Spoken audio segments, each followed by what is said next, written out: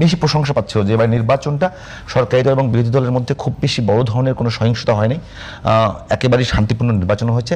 নির্বাচনের ফলাফল নিয়ে বাংলাদেশের ইতিহাসে সবসময়ই কথা ছিল, এবারও কিছু কিছু কথা আছে। তবে প্রশংসা পেয়েছে ওই জায়গাটায় যে দুই দলের মধ্যে বড় ধরনের কোনো সহিংসতার ঘটনা ঘটেনি। কিন্তু সবচেয়ে বড় ব্যত্যয় ঘটলো গিয়ে এবারই মনে হয় প্রথম যে শপথ আলাদা আলাদা নিল সংসদ সদস্যরা, এবং ইতিহাসে এবারই প্রথম সেটা। এবং সাথে যুক্ত হচ্ছে যে বিরোধী দল সরকারি দলের শপথ অনুষ্ঠানে গেল না। আপনি আপনি কেমন সরকারি দলের সরকার যে শপথ গ্রহণ করবে সেই সরকারের শপথে গেল না, আপনি কেমন মনে করছেন যে আগামী দিনে কি আবারও আগের মতোই যে সরকার দলের সঙ্গে বিরোধী দলের সম্পর্কটা খুব বেশি খারাপ হবে? কেন গেলেন না তাকে প্রশ্ন করলে আপনি আবার একটা জবাব পাবেন। মানে আমার প্রশ্ন হচ্ছে শপথ অনুষ্ঠানে যাব আমরা, কিন্তু এমন অনেক লোক আছে যে একজন লোক মারা গেছে আপনি গেলেন সেখানে, কথার কথা বলছি, ওই লোক মারা যাওয়া কিন্তু আপনি খুশি হয়েছেন, কারণ আপনার কাছে তার কিন্তু আপনি কি আপনি বলবেন যে আপনি খুশি হয়েছেন? আপনি লিখবেন যে বা বলবেন যে না রে ভাই একজন ভালো মানুষ ছিল, কষ্ট পাইছি, ইত্যাদি ইত্যাদি। আমি যদি লৌকিকতাও বলি তাতেও শপথ অনুষ্ঠানে থাকা উচিত ছিল। শপথ অনুষ্ঠানে থাকলেই যে আপনি ওইটা মাইনে গেলেন তাও তো না, সুতরাং আপনি থাকতে পারতেন।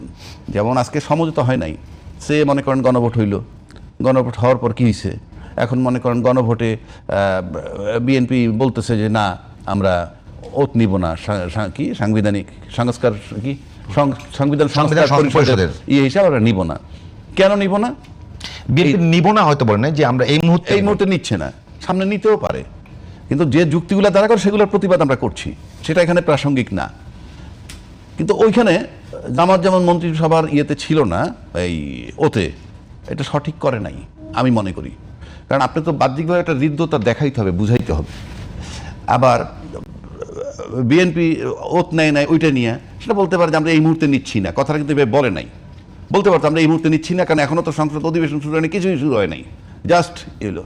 এই সব কিছু মিলে আমি যদি শুরুটা দেখি, শুরুটা দেখলে কেমন জানি আগের একটা পুরনো গন্ধ পাচ্ছি, যে এই ঐক্যমত্য না হওয়া, কেবল একটা নির্বাচন হইল এতদিন পর, সেক্ষেত্রে আমার কাছে মনে হয় হ্যাঁ ওই শপথে তাদের থাকা উচিত ছিল।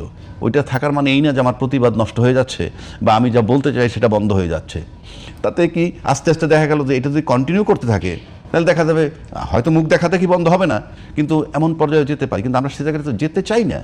আমরা চাই যে অনেক দিন পর একটা নির্বাচন হয়েছে, সেই নির্বাচন নিয়ে আমরা অনেক কথা বলছি আগে পরে, কিন্তু জামাতের পক্ষ থেকে কিন্তু একেবারে সরাসরি অভিযোগ করা হচ্ছে। আজকেও জামাতের অন্যতম একজন নেতা বলেছেন যে সরকারের মধ্যে ব্রুট মেজরিটির যে বডি ল্যাঙ্গুয়েজ সেটি দেখা যাচ্ছে। এইটাকে আপনি কীভাবে বলবেন?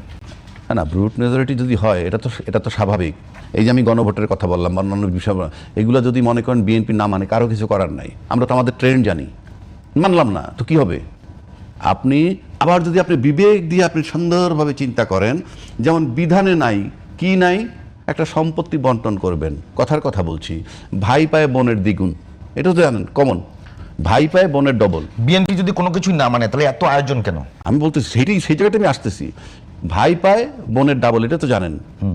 বোন পায় অর্ধেক, অর্থাৎ 15 টাকার মধ্যে 10 টাকা পাবে ভাই, 5 টাকা বোন পাবে।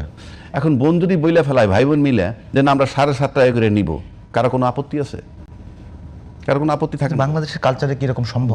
যদি কেউ আপোষ করে এইভাবে, আমার কথাটা সেখানে যে আমরা দুই ভাই বোন আপোষ করলাম, আমরা অর্ধেক অর্ধেক নিব, তাতে কোনো সমস্যা তো নাই।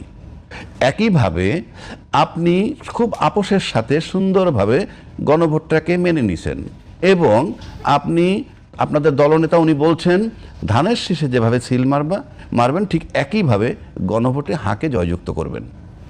এই যে মেনে নেওয়াটার পর আপনি যদি রিভার্স হয়ে যান, আইনেরও একটা ভাষা আছে, সেটা হলো আইনে যা থাকুক না কেন আপনারা যদি সমঝোতা ঐক্যমত্যে এসে পড়েন কিংবা একটা সিদ্ধান্ত নিয়ে ফেলেন যে এটা আমরা করি, এখান থেকে আপনি ফেরত যেতে পারবেন না, এটা আইনের ভাষা। সমঝোতা করে কি কখনো বেআইনি সিদ্ধান্ত নিতে পারবো? না, বেআইনি কোথায়? আপনি বেআইনি কোথায়?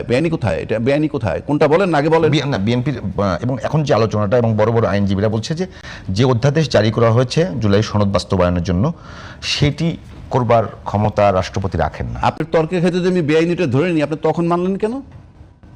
তখন আইনজীবীরা ছিলেন না? যে আইনজ্ঞরা আজকে বলতেছেন তখন তারা ছিলেন না?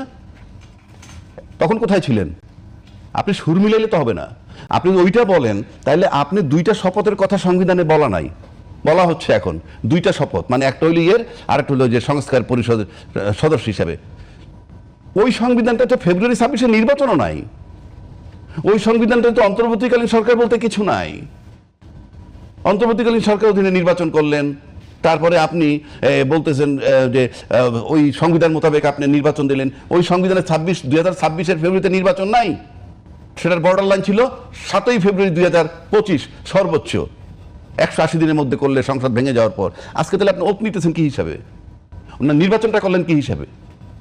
আপনি বলতে হবে তো, সংবিধানে কি বলা আছে ওই নির্দিষ্ট মেয়াদ পার হওয়ার পর আপনার যখন খুশি তখন নির্বাচন করবেন? দেখান আমার লেখাটা। আপনার সুবিধা মতো, ওইটাই তো কথা, যে ব্রুট মেজরিটি আপনি পেয়ে গেছেন, এখন you can take your decision. এটা কিন্তু আলটিমেটলি যদি এটা চলমান থাকে ইন অল রেসপেক্ট, তাহলে কিন্তু আমার কাছে মনে হয় যে আমরা কি বলে ভালো